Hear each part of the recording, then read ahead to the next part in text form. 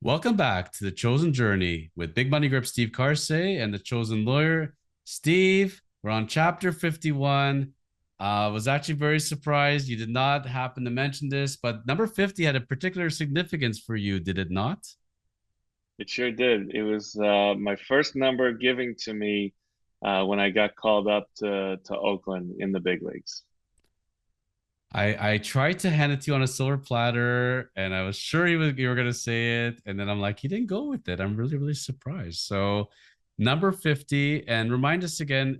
This is you walk into the clubhouse, and that's the number they picked for you. You did you ask for it, or they happen to select No, it? not when you get called up to the big leagues. When you get called up to the big leagues, like you just want to get to the big league city, get into the locker room, meet as many people as you can, try to get yourself as comfortable as you can. Because I was fortunate enough, I got there like 3 days early. They called me up after a start in Double A, and I got there 3 days early. I was able to get settled, time difference, and then I knew what day I was pitching, and everything was in my locker. And it didn't matter if they gave me 77. It wouldn't have mattered what number they gave me when I got called to the big leagues.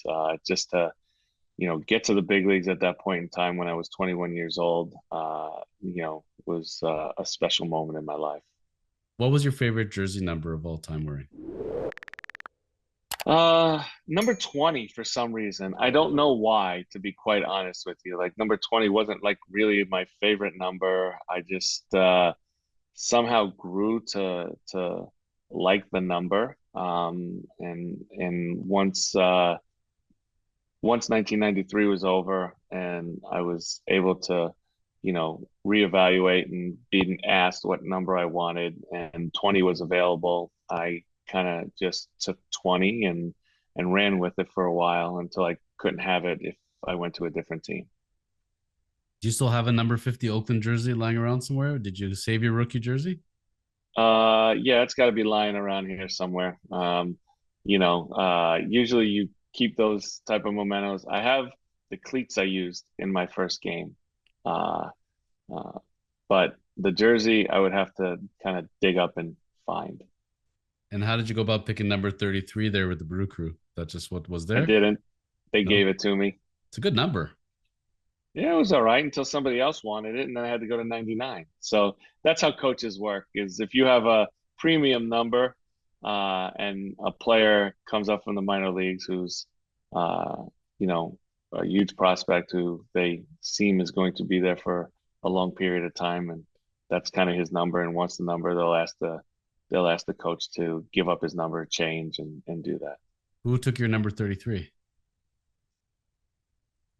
They were running out of a lot of numbers because we used a lot of players in 2019.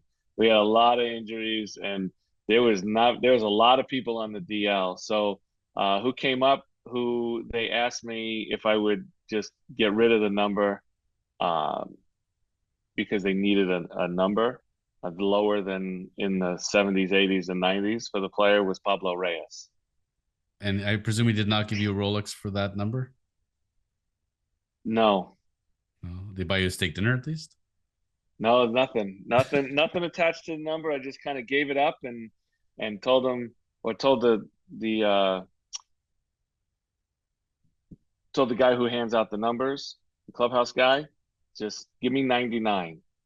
And the reason I wanted 99, because I'm like, okay, well, there's a 99. A lot of people like 99 now. I mean, I don't know why, but a lot of people like 99. A lot of big name players like 99. I'm like, well, maybe if we trade for Judge, I can get a Rolex out of it because I'll have 99 and he'll want 99. So, I'm pretty sure it's the Wayne Gretzky obsession, but I could be wrong. But I think that's where people always line with that with the hockey. You always hear 99, you always think Wayne Gretzky. And as I told you, absolutely. when I located on eBay, that hat and that jersey behind me, those are both Steve Karsay issued. I'm not sure if they're worn. I think the hat was worn, but I'm not sure. And they're both from the 2019 season. They're rookie Steve Karsay coaching hat and jersey.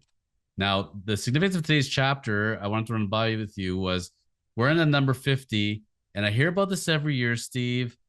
I got to ask you, on one stadium, the famous or infamous Oakland Coliseum. Okay. Every year we hear about how they have to move. Every year they're setting attendance records in the reverse as far as lowest attendance records ever. Steve, how bad is this stadium at the end of the day? What is the story with the Oakland Coliseum? And can you tell us any Oakland Coliseum stories?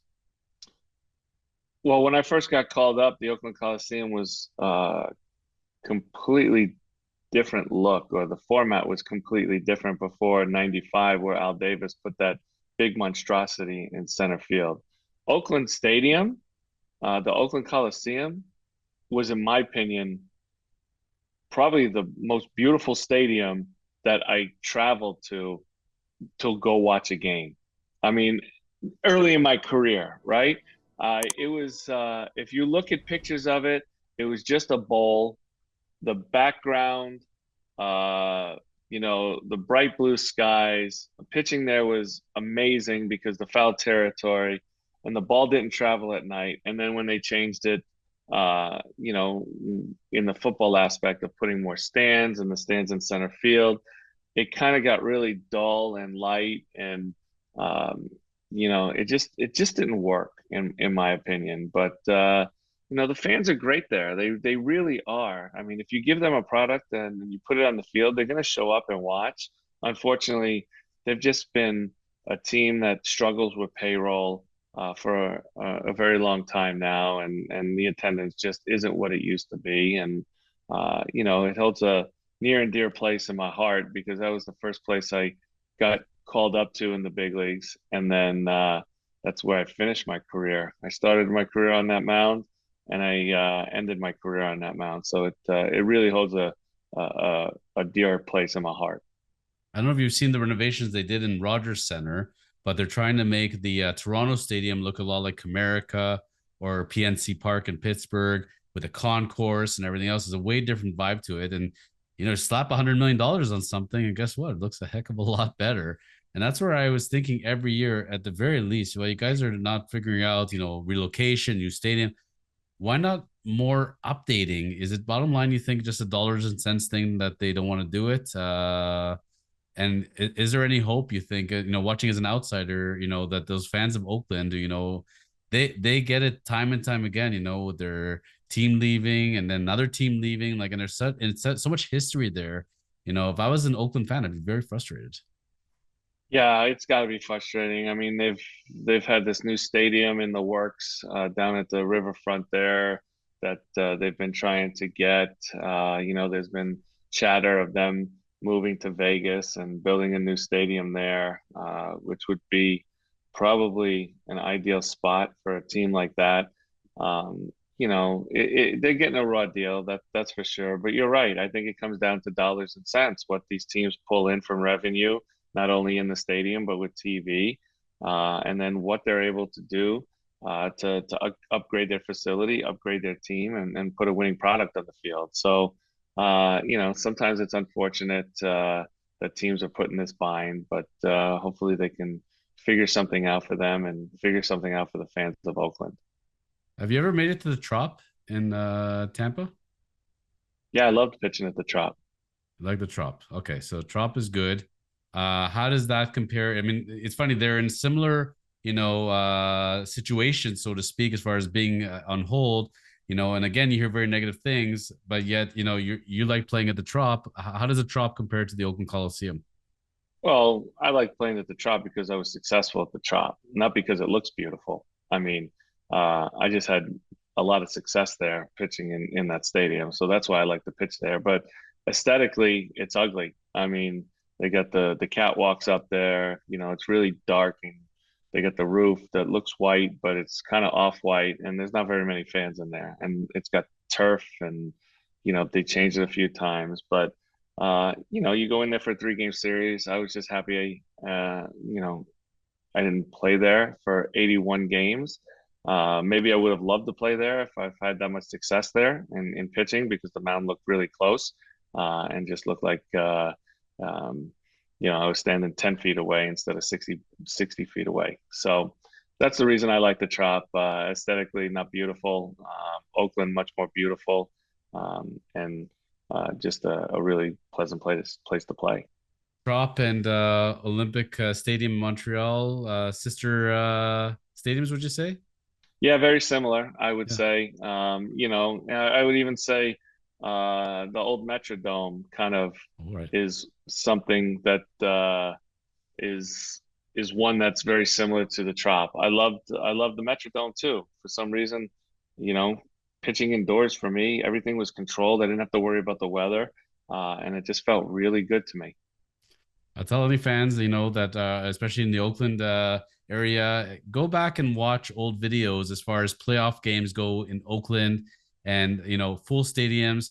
It seemed like it was a fun atmosphere out there. And it seemed like it was, and they had a lot of great teams. And it's just such a shame where things have gone for them. Since Moneyball, nothing has really transpired. And, whereas Tampa still finds a way to win, Oakland just feels like they're just sitting there in quicksand. It's a shame, and hopefully they get that resolved soon. But it was nice to hear that there were good memories from the Oakland Coliseum back in the day. And like you said, that's where you started the career and ended the career. Yeah, absolutely. Won my first game there, won my last game there, struck out my first player that I faced in the big leagues in Oakland, and struck out my last player that I faced in Oakland. So it came full circle, as they say. Well, we'll remember it vividly when one day we go visit the Las Vegas Athletics against. That's where the hot rumor is. But they still talk about that waterfront ballpark, and you never know in life until it's actually settled. But Steve, thank you again for sharing the memories today of the Coliseum and pitching. And we'll be back next week, and we're going to go into a whole different tangent. And we never know who's going to show up and what's going to be on the chosen journey. So have yourself a great week, everyone. And please send in your questions and comments for Steve Karsay. We'd love to get the feedback. We share them on the air. So keep those questions coming, please. And Steve, we'll see you real soon. Absolutely, Jonathan. Thanks again.